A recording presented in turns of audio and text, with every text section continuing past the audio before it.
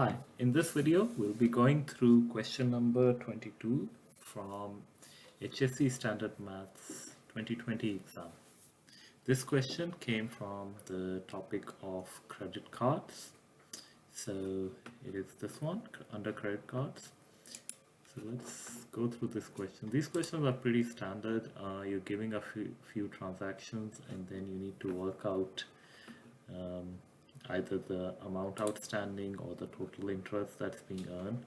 So here's a question that Nisa has a credit card on which interest is 17% per annum compounded daily. She owes $500 and for 15 days she hasn't made any payment.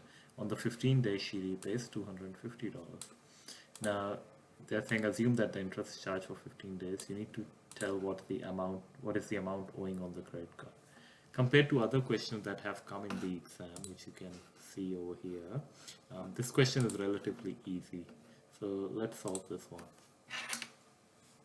So we are here, we've got 17% per annum compounded daily.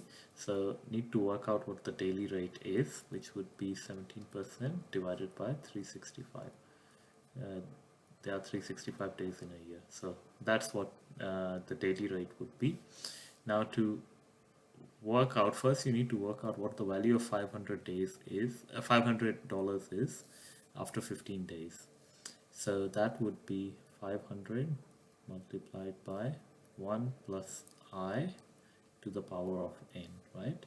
So in this case, I is 17% divided by 365 and n is 15 days.